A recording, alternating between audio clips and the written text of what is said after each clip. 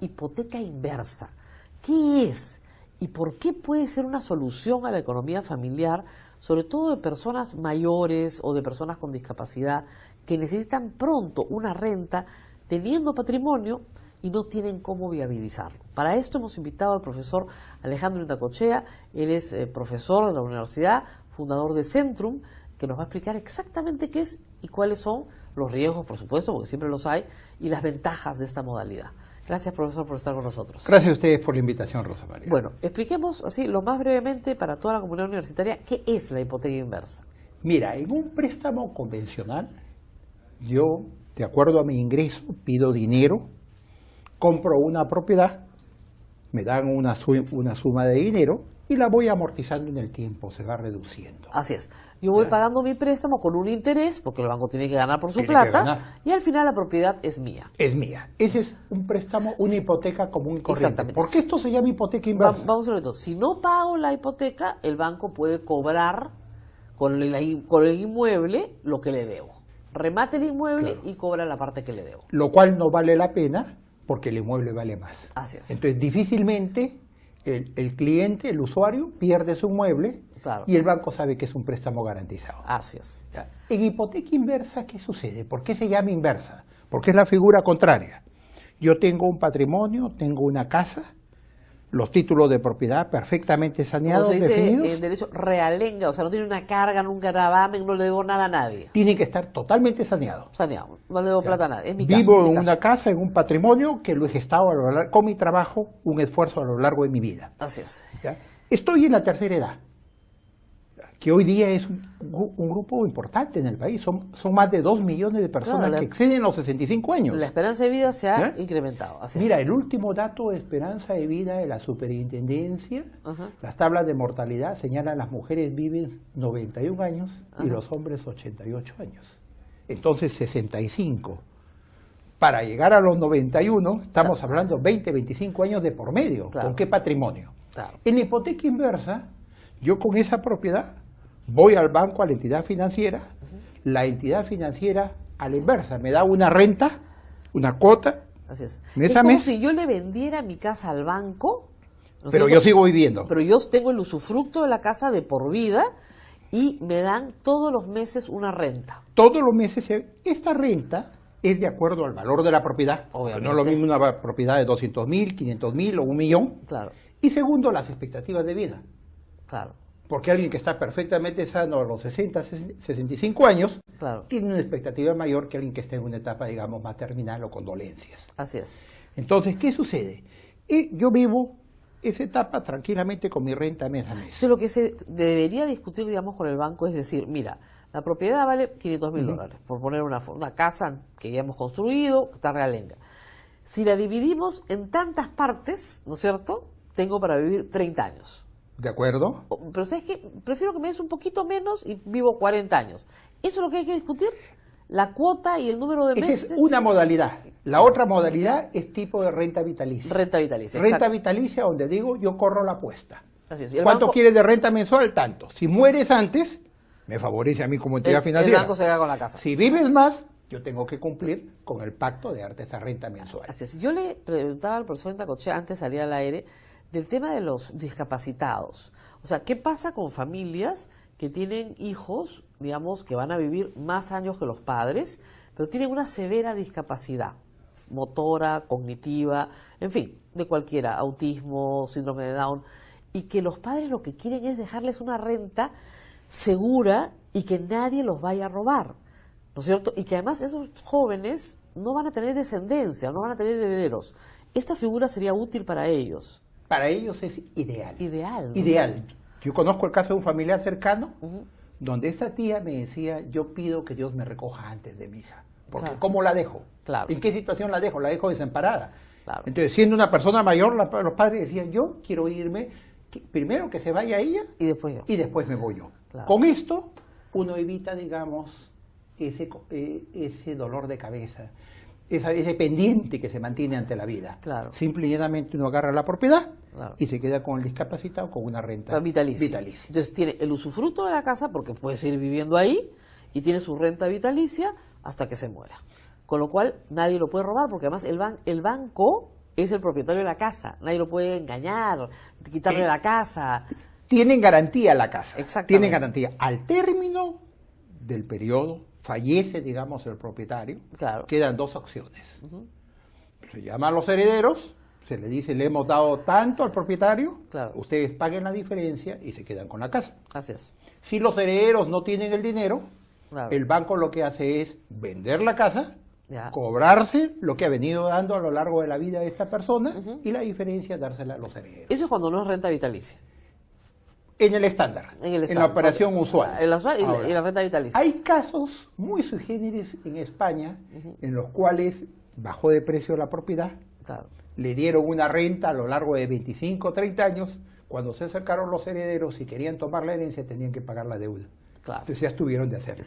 Claro, lógicamente ya el banco perdió. Porque es una apuesta y el banco pierde.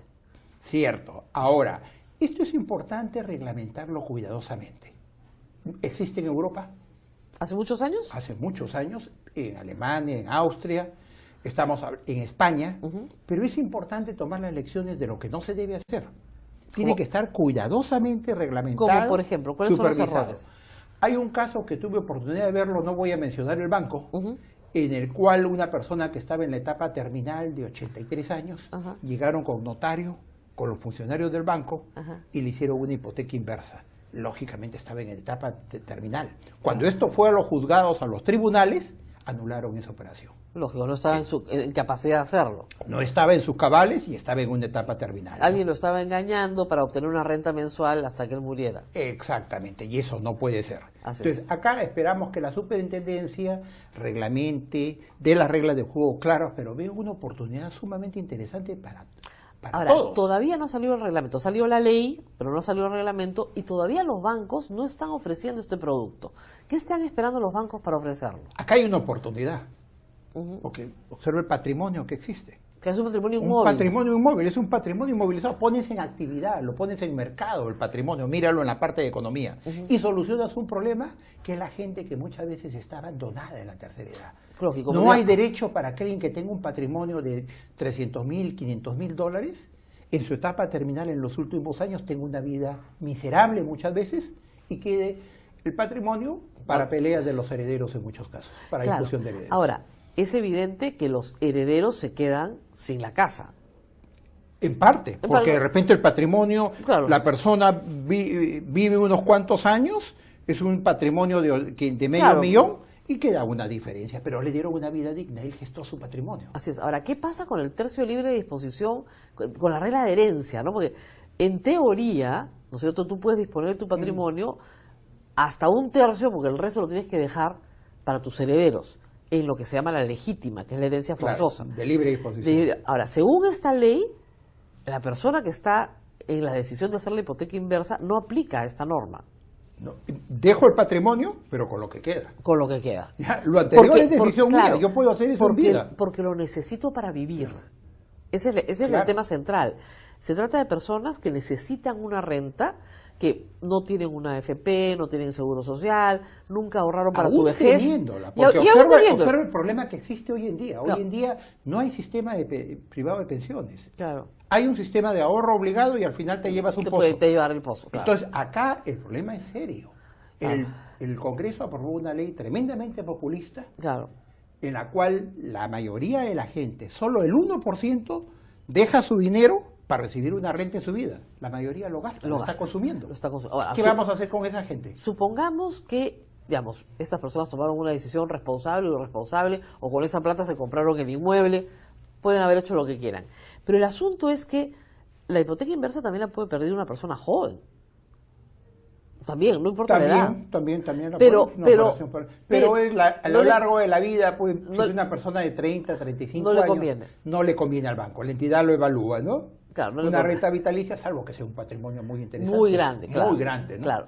Pero si es un patrimonio pequeño hecho a lo largo de la vida, porque sí hay en realidad pues esta injusticia, y eso hay que decirlo, de personas mayores que con mucho esfuerzo, durante 30 o 40 años, se compraron una buena casa, la construyeron, viven en ella, ¿no es cierto?, pero ya no tienen de qué vivir, no producen. Viven miserablemente. Y sus hijos no les pasan un centavo y están esperando que se mueran para heredar la casa. Entonces, esas personas se acercan al banco y dicen, no, que me den una renta para que yo pueda vivir bien. ¿Qué es lo justo? ¿No? ¿Qué es lo justo? ¿Qué es lo justo? Que es bastante justo, además. ¿Ya? Es bastante justo porque esa persona... ¿No hay derecho para que quienes han gestado un patrimonio en su vida? Claro. Lo que pasa es que en el Perú se inventó, como tenemos relaciones familiares, un sistema, como se dice, pragmático de hipoteca inversa, ¿no? Es decir, vendemos la casa de papá, papá se viene a vivir con nosotros, lo tratamos muy bien, y con la plata de papá le pagamos sus doctores, sus medicinas, todos sus gastos hasta que se muera. Y su entierro. Pero ahora hay un esquema más cruel. Claro. Se queda la casa, claro. El papá está ahí viviendo una vida miserable, no tiene para medicinas, para doctores, para nadie consultas, se ocupa de él, claro. ¿ya? Y deja un gran patrimonio que al final incluso los herederos no se ponen de acuerdo. Así es. Y aún cuando se pusieran de acuerdo, ¿no? O sea... No era justo. Claro. No era justo que el señor viviera en esa forma. Claro. Que tuviera esa etapa. Y recordemos que...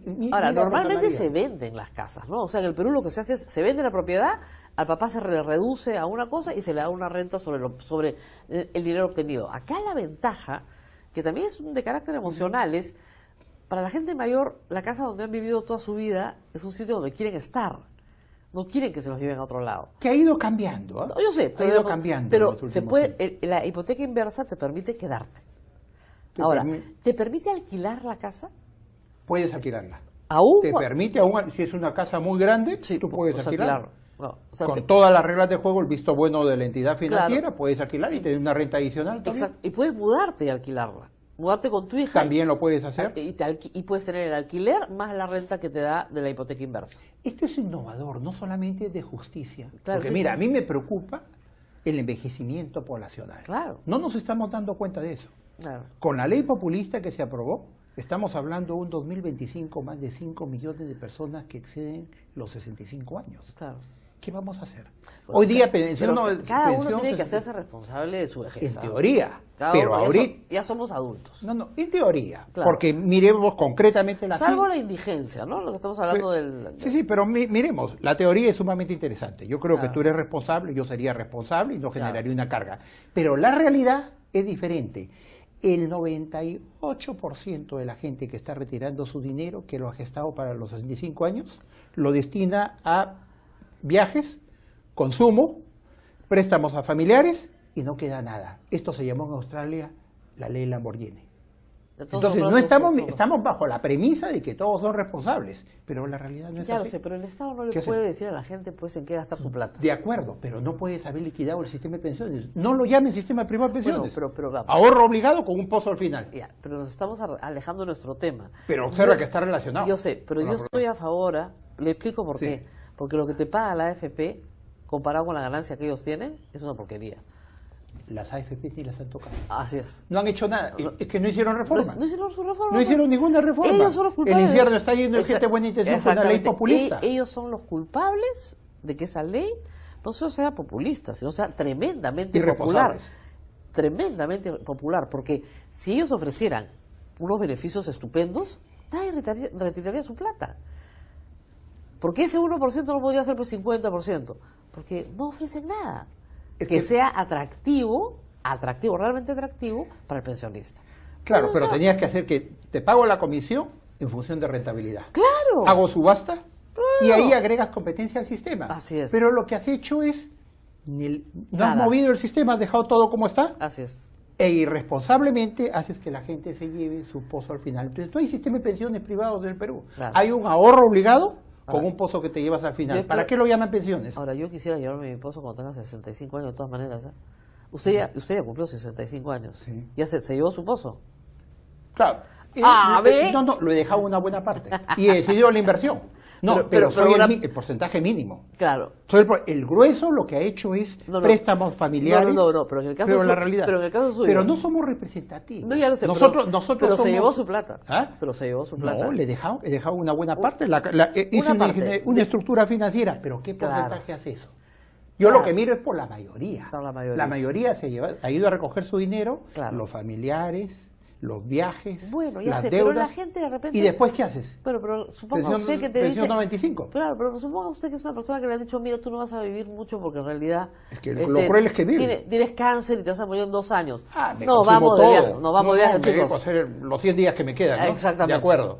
Pero la realidad es que hay un problema futuro que no estamos tomando conciencia. Bueno, pero esto de la hipoteca inversa abre una posibilidad de renta. Por eso sumamente interesante, de justicia. Mira, tiene varios beneficios. El primero va a activar la economía. Claro. Es un capital muerto. Claro. Lo que se llama en teoría capital muerto. Son activos, propiedades que no producen. Así es. Vas a generar todo un mercado, una actividad. Las entidades financieras van a poder entrar y activar operaciones. Así es. Le vas a dar un mejor nivel de vida, calidad de vida a esa Claro. gente en la tercera edad.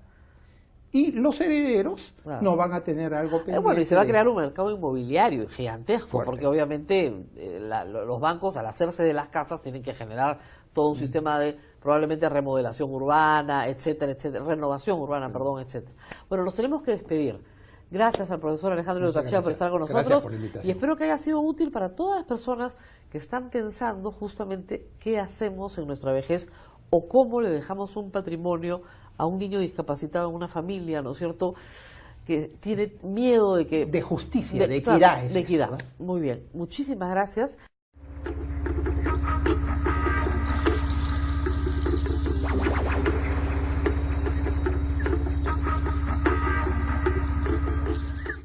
Hoy tenemos una sorpresa muy especial, porque vamos a hablar de un tema que no es el tema del cual normalmente hablamos en este programa, pero que tiene que ver con nuestra conducta, cómo nuestra conducta influye en las políticas públicas y en que éstas tengan éxito o no tengan éxito, y cómo la psicología y el derecho pueden ir de la mano. Vamos a conversar con el profesor Mario Drago, él es egresado de la Universidad Católica y ha desarrollado con otros exalumnos de la universidad una página que se llama Psychology, y ya la pondremos ahí para que ustedes las puedan revisar. Muchas gracias por estar con nosotros, doctor. ¿Qué tal, Rosa María? Un gusto. Bueno, ustedes eran 4 alumnos de la Universidad Católica al principio, que trabajaban en Temis, y dentro de enfoque de Temis, que es parte de los productos que tiene Temis, decidieron desarrollar un blog sobre psicología y derecho. ¿Por qué se interesaron en este tema? ¿Cómo nació el interés? En realidad nace por comprender cómo se comporta el ser humano y nace de la verificación en la cancha, digamos, de lo que es el análisis económico del derecho, que es cómo se comporta la gente desde un punto de vista racional, ¿no? Fuimos, eso en realidad comienza en un estudio que hicimos en Pisco, luego del terremoto, donde nos dimos cuenta que el análisis económico del derecho no nos mostraba por qué la gente no le hacía caso a las políticas de reubicación en Pisco Playa. No, nos dimos cuenta que, a pesar que la solución racional que todo el mundo pensaría es, bueno, si no puedo vivir acá porque se va a caer mi casa cada vez que hay un terremoto, yo debería mudarme, la gente no se mudaba, se quedaba en el lugar, y descubrimos que habían factores psicológicos, no completamente racionales, que podían afectar la decisión de las personas. Como por ejemplo en ese caso, ¿qué era lo que hacía que la gente no se mudara? En realidad había un arraigo por el lugar, un amor por la playa de la gente que era incontrastable con cualquier monto de dinero que uno le dice. Le decía, ¿a cuánto valoras tu casa? Yo la valoro a $50,000. Ya, te ofrezco $70,000 para que te vayas. Para que te vayas. No querían. Ahora, eso es interesante, tal vez el público que nos sigue no lo sepa, pertenece a otras facultades.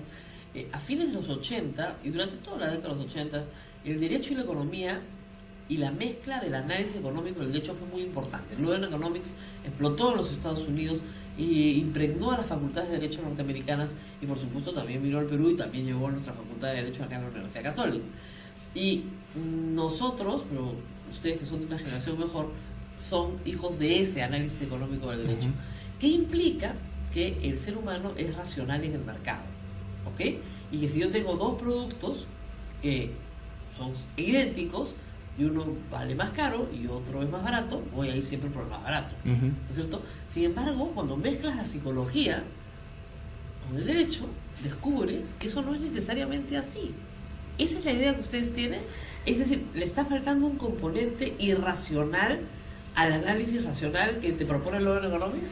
No es que sea irracional realmente, en realidad, digamos, en el análisis económico del derecho lo que uno dice es, la gente compara el beneficio de cada una de las opciones que tiene y elige al final el resultado que más le conviene, ¿no? Nosotros decimos, no, en realidad no es que la gente va por el resultado neto de cada una de sus opciones. Lo que la gente trata de hacer es satisfacer sus necesidades. ¿Y cómo las satisface? Las satisface en función a contextos. Puede ser que un día me guste más las manzanas que las peras y elijo las manzanas, y otro día me gustan más las peras y por eso las valoro más. Entonces, no necesariamente toda decisión es racional. Las decisiones se basan en función a factores externos e internos de la persona que pueden generar... anímicos. Que pueden ser anímicos, que pueden ser... Que pueden ser inconscientes. Conscientes, inconscientes, externos. Digo, yo puedo influir en la decisión de alguien más también, eso se llama persuasión, claro. O puede ser una cuestión puramente interna. Ahora, ¿no? ustedes estudian la conducta humana y la relacionan con todos los procesos que hay en el mundo del derecho, no solamente aplicación de políticas públicas, sino, por ejemplo, cómo estudiar la conducta humana aplicada a la resolución de conflictos. Sí, así es. Cómo entrenar a los testigos, cómo analizar a los árbitros o a los jueces para que las ideas que tú les transmitan lleguen de mejor manera a ellos, cómo hacer un PowerPoint incluso para que las ideas lleguen también más transparentes. ¿Eso no es simplemente marketing de una idea? Tiene que ver mucho con el marketing. De hecho, en el marketing se utilizan las ideas de la psicología claro. desde mucho tiempo. Entonces, claro, en realidad es sincerar un poco lo que es el derecho y darnos cuenta que como abogados también somos vendedores de políticas públicas, vendedores de ideas en un caso al final. Entonces hay que saber vender el producto, ¿no? Desde tu caso hasta una política pública, porque los abogados intervienen en la elaboración de políticas públicas y intervienen en la defensa de un cliente. Así es, si eres un hacedor de políticas públicas, tienes que vender tu política pública para que la gente la acepte, ¿no? Ahora, ¿no siempre lo hemos hecho intuitivamente? El problema con la intuición es que a veces nos lleva a resultados equivocados. Eso es lo que ha demostrado la psicología. Y nos dice, no necesariamente, y en general recomienda que no utilices la intuición sola para emitir una norma, para aplicar una política pública. O para evaluar la conducta de un juez. A veces la intuición sí te ayuda. La intuición te puede ayudar, pero al final cuando la contrastas con las estadísticas es que te das cuenta si realmente funciona. Ahora, o no. En el proceso peruano, eso hay que decirlo también, de la gente no lo sabe, el testigo no vale nada, lamentablemente. El testigo, la prueba testimonial está completamente desprestigiada. ¿Por qué? Porque se compran y venden testigos, pues lamentablemente. En el arbitraje, sin embargo, el testigo es todo, el testigo es central, ¿no es cierto? Claro. Entonces, tal vez lo que ustedes están haciendo no se aplica mucho al proceso peruano, salvo el arbitraje. También se aplica el proceso judicial, de hecho, desde cómo colocas tus pretensiones en tu demanda. Lógico. Puedes influir, ¿no? La clásica que hacen los procesalistas es colocar una pretensión principal, que es que puede sonar muy fuerte para el juez, y debajo colocar una pretensión accesoria que suena más razonable, ¿no? Claro. Entonces, la primera hace que la segunda sea mucho mejor. Claro. Desde ese punto, uno está aplicando psicología. A veces los abogados lo hacemos intuitivamente, como tú dices, pero ahora que tú puedes demostrarlo a través de un análisis desde la psicología, es mucho más rentable, digamos, ¿no? Ahora, ¿tú crees que este trabajo que están haciendo ustedes puede servir para el Estado, en lo que es diseño y aplicación de política pública, y para el abogado que está trabajando en su estudio? ¿Cómo dividen ustedes este trabajo? Porque tú eres un abogado de estudio y al mismo tiempo un profesor universitario. ¿Cómo dividen esto? En psicología. Sí. En realidad, no es que lo dividamos, porque al final discutimos todo de un poco, pero yo me encargo del área de políticas públicas, trato de ver lo que son sesgos generales, cómo aplicar los temas a un grupo de gente grande. José María, que es otro de los directores, se encarga de ver cómo aplicar eso en procesos judiciales, cómo litigar mejor, digamos, cómo persuadir. Y Carlos, que es otro de los directores, se encarga de cómo verlo desde el punto de vista del consumidor en particular. Ahora, la página ha tenido mucho éxito, sé que tienen 2.000 followers en 2 semanas. En Facebook en 2 semanas, y que están reclutando además chicos para que los ayuden a hacer estudios, que es lo que ustedes proponen hacer ahora. Sí, de verdad que no esperamos tanto éxito. Pusimos la página porque nos gustaba el tema, claro. Y pedimos ayuda y hemos recibido como 100 CVs de gente que está interesada. De currículum de gente que quiere trabajar. Claro, porque hay muchas cosas. Hay una pregunta que se hace a cualquier legislador, ¿no? ¿Por qué hay normas que se promulgan y jamás se aplican? Y además nadie reclama por su aplicación. Y hay normas que, sin embargo, sí son exitosas, ¿no? Yo te decía, por ejemplo, la de los cinturones de seguridad. Es una norma que se establece como obligatoria, pero hemos podido ser una banda de rebeldes y no cumplirla, y sin embargo, la sociedad peruana, a pesar de la punición, la cumple ya como costumbre. Claro, hay un tema de concientización y en realidad, tú hablas hace un ratito del marketing, es como cuando desarrollas un producto, ¿no? Lo desarrollas desde el cliente que va a recibir ese producto. Exacto. Si tu norma, si tu política pública piensa en quién la va a recibir y cómo la va a recibir, es mucho más sencillo redactar la política, aplicarla, ejecutarla, porque ya sabes de qué manera la va a recibir mejor el... Te pongo otro ejemplo, fumar. Si hace 30 años en esta universidad alguien hubiera dicho que iban a prohibir fumar, hubiera sido una huelga, seguramente. Sin embargo, hoy no se puede fumar en la Universidad Católica en ninguna parte y en ninguna otra universidad del Perú. Y no es un escándalo, ¿no? Y no es un escándalo, Sí. es socialmente Hace aceptado. 40 años de sesiones. Hace 30 años fumamos en la clase con el profesor, mis alumnos no me creen. Entonces, ¿qué pasó ahí? O sea, ¿modificaste la conducta? ¿Modificaste, reduciste el número de fumadores? La prohibición lo que genera al final es una costumbre, ¿no? De repente es algo que va avanzando de generación en generación y luego ya se vuelve lo bueno, digamos, se vuelve no fumar contra lo malo, ¿no? Pero ahí también hay un punto ahí. Las cajetillas de cigarros, por ejemplo, tienen estas imágenes de gente con cáncer, gente fumar mata, hay una disuasión, por supuesto. Sí, pero que ha resultado ser contraproducente. En realidad parece, de lo que muestra los estudios de la psicología, la gente al ver esas imágenes, por alguna razón, tiende a fumar, ¿no? ¿Ah, sí? Entonces, en realidad, No disuade. solo logró disuadir en 40 años que tienen esas imágenes, 25% de gente... Bueno, pero no está mal, 25%, que no está mal, no está mal. pero ya llegaron a un punto de estancamiento que Claro, que no es efectivo. Ya la disuasión terminó. La En el caso de Así tabaco. es, porque ya uno se acostumbra a ver las imágenes y dejan de ser impactantes, ¿no? Claro, entonces tienes que cambiar la estrategia, Ujú. ¿no? Si es que quieres reducir el quieres consumo. reducir el consumo. Y hay otras políticas públicas, por ejemplo, la automedicación en el Perú está prohibida, ¿no? Está prohibida, pero... Claro, todo el mundo se automedica. Todo el mundo se ¿no? automedica. Entonces, ¿cómo haces para cambiar eso?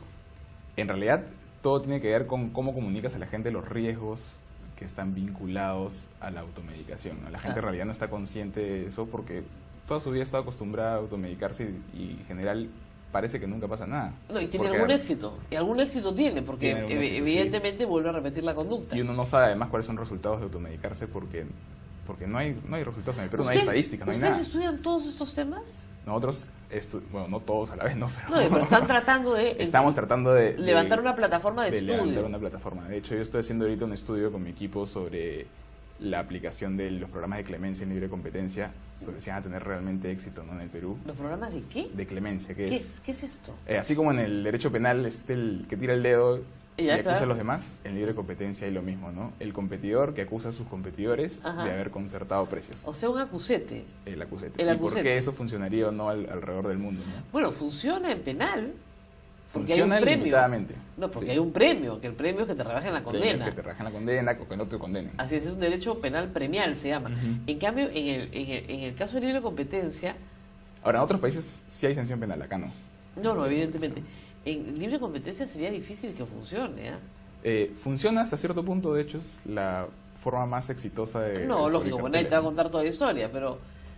¿no? Nosotros decimos, ¿por qué la gente no Ujú. revela más la existencia de carteles?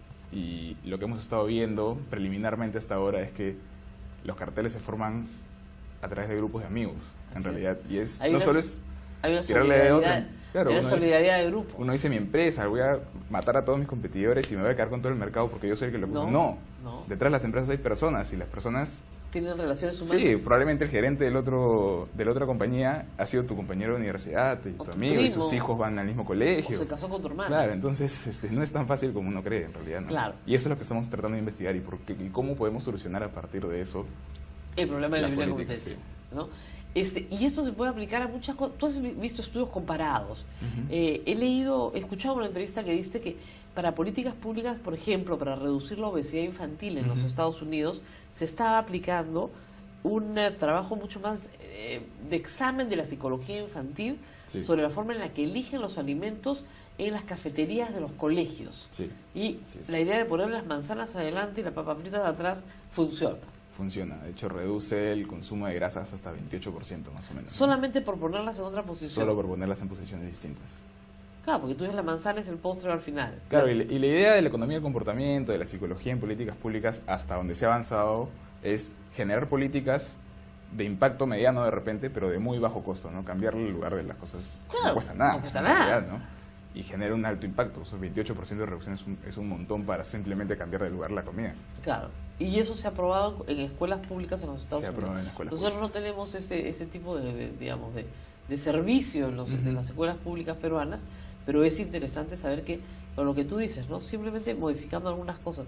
¿Tú crees que podamos hacer algo para que la gente pare en los cruceros peatonales y deje que los peatones crucen sin matarlos? ¿No? Sería interesante. Eso, por ejemplo, es una norma de tránsito. Donde no hay semáforo y hay crucero peatonal, basta que el peatón ponga un pie en el crucero peatonal para que el carro tenga que parar. Norma elemental, de convivencia humana. Habría que hacerle, por ejemplo, seguimiento a la política que ha implementado San Isidro con los cruceros peatonales, donde van las líneas blancas, ahora hay dibujos de personas. De personas, sí. Que viene de una idea de cómo aplicar psicología a una situación común. Claro, corriente, ¿no? le estás diciendo al chofer, vas a matar personas. Por si acaso por ahí pasan personas. Pasan personas. No es simplemente una línea blanca que es como la gente la ve comúnmente. Claro. Habría que hacerle seguimiento a ver si realmente funcionó, ¿no? Porque lo que dice el Banco Mundial, por ejemplo, es hay que hacer prueba y error, ¿no? Hacer pruebas baratas, como estas pinturas simplemente. Claro. Hacemos prueba, no sirvió, la cambiamos. Hacemos una nueva, la adaptamos, la tropicalizamos, digamos, ¿no? Claro. Y claro, cada sociedad tiene, como tú dices, su necesidad de tropicalizar, porque lo que puede ser subjetivo en el Perú, tal vez en Alemania no tenga ningún valor y no esté ni siquiera dentro de su conciencia. ¿No? Claro, sí, no, pero probablemente para un alemán pues, eso es una locura, ¿no? Claro. Obviamente tienes que parar en el ¿Cómo crucero puede peatonal. ser posible que no pares en un crucero peatonal? Pues tiene que está fuera de toda consideración. Sí, pero son cosas pequeñitas que pueden generar un alto impacto, ¿no?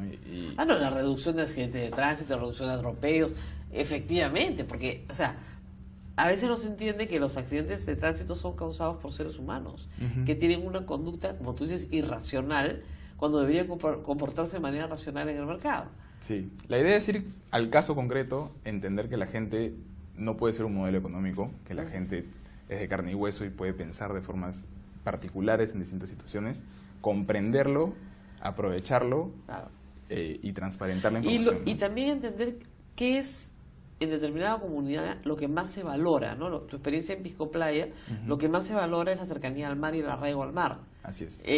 Por ejemplo, en un pueblo, en una comunidad andina, tal vez lo que más se valora es la fiesta, ¿no? Porque la fiesta implica el intercambio, la fiesta implica el conocer al otro, el encontrar pareja, ¿no es cierto? Entonces, la fiesta significa muchas cosas.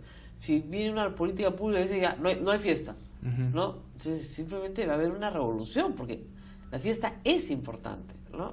Claro, en todo en realidad, ¿no? Uno piensa en una economía capitalista, por ejemplo, y habla de individualismo, y en el Perú y en Latinoamérica la idea de familia es muy importante, la idea de los amigos es muy importante, entonces no puedes aplicar una familia extensa, pura, ¿no? Porque no es una familia que sea su papá, mamá, 2 hijos, no. Son los hermanos, el papá, los hermanos, la mamá, la abuela, los tíos, los primos, los hijos de los primos. O sea, tenemos familias muy extensas que son más o menos solidarias. Entonces, eso implica una lógica de aplicación de una norma pública complicada. O sea, por ejemplo, te pongo un ejemplo que creo que es interesantísimo para lo que ustedes están haciendo. Se les ha dado la oportunidad a los pensionistas de las AFPs que a los 65 años puedan retirar todo su dinero. Hay algunos que han decidido no hacer nada. Otros van a tener la presión de sus hijos para poder sacar el dinero y gastarlo con ellos. Sí, y puede tener diferentes consecuencias dependiendo de cómo plantees esa política. De hecho, si le planteas como una posibilidad de salirte, o una entrega efectiva, sin que tú lo tengas que aceptar previamente, puede generar situaciones distintas. Es probable que la gente, si solo le dices, le das la oportunidad de salirse, poca gente se salga. Exactamente. Si se le das el dinero, probablemente la mayoría de gente se lo gaste y no lo tenga para claro, después, ustedes ¿no? decían que siempre las personas tienden a tratar de satisfacer sus necesidades inmediatas y no mirar el futuro. Sí, eso es en psicología es la base de la teoría que sustenta la economía del comportamiento, digamos, y la psicología. La economía del comportamiento se llama. Esto tiene un nombre especial, sí, que es primero lo doy y después ya veré mañana, ¿no? Pero eso tiene parte que ver con la supervivencia del ser humano, está en el hipotálamo. O sea, si no me salvo hoy día... Sí, hay partes, o sea, hay temas instintivos, temas reptilianos, como se dice, temas que son más racionales. O sea, no es que la racionalidad no exista, o sea, tampoco es que... Claro, sino que si no me salvo hoy, ¿cómo voy a vivir mañana? Está influenciada por diferentes factores, ¿no? Claro, entonces es muy difícil que tú convences a una persona de que piense de lo que le va a pasar de acá a 30 años si no tiene que comer hoy día. Eso, claro, y eso tiene todo un nombre, se llama voluntad acotada, que es la imposibilidad de la gente de ver más allá del corto plazo, ¿no? Exactamente. Para decisiones importantes. Entonces, para algunas políticas públicas, por ejemplo, para la pensionaria, si no ves a largo plazo, la política no se va a aplicar nunca, no es efectiva. Sí, y es difícil que la gente lo vea a largo plazo. Claro, tan es así que en el Perú solamente pues que 10% de la PEA tiene una pensión, o va a tener una pensión. 10% de la PEA, 80 o 90% de la PEA no va a tener nunca una pensión, y probablemente no le interesa tenerla, porque tiene otros mecanismos de defensa para defenderse en su vejez. Sí, es cierto, y hay cosas como la pobreza que también son imponderables, ¿no? Claro. ¿No? Bueno, ¿cuáles son sus acciones futuras? Psychology. Eso de psycho, law and G. Es un juego de palabras. Es un juego de palabras que mezcla derecho y psicología. Exactamente. Esto comenzó con un blog, como un espacio académico de discusión. Bueno, por si acaso, se dicta el curso de Psicología y Derecho ya en los primeros ciclos de la Facultad de Derecho, lo cual es como optativo, pero ya se está dictando, ¿no? Ya se dicta acá, se dicta en la Católica, se dicta en la Pacífico, pronto se dicta en la de Lima también, entonces ya es algo que está comenzando a sonar, ¿no? Y que la gente está dando cuenta de que realmente existe, realmente es importante, ¿no? Y lo que comenzó, te decía, como un espacio académico, ahora pretende ser un espacio de discusión sobre políticas públicas reales, tratando de aplicar al Estado, tratando de aplicar también esto a litigios con los estudios de abogados, claro, y cómo mejorar la calidad de la vida, ¿no? Claro. Hay un gran tema que es si la pena disuade o no disuade. Eso hay que discutirlo largamente. Habría que discutirlo largamente. Podría ser que no disuade en muchos casos, ¿no? Exactamente. Sobre todo el tema de pena de muerte. El tema de pena de muerte es, la discusión es si disuade o no disuade. Yo siempre creo que no disuade. Yo creo que está ampliamente demostrado que no lo hace.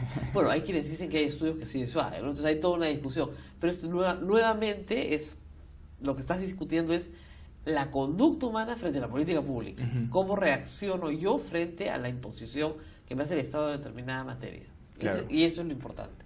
Bueno, muy interesante, lo felicito. Se puede visitar el blog, es www.psychology. Nuestro blog está en la página enfoquederecho.com y pronto vamos a abrir una página web de acá a 2 meses que es psychology.org, donde van a estar todos nuestros contenidos también, ¿no? Ahí para que todo el mundo pueda leer. Nos leer. pueden encontrar en Facebook con todo.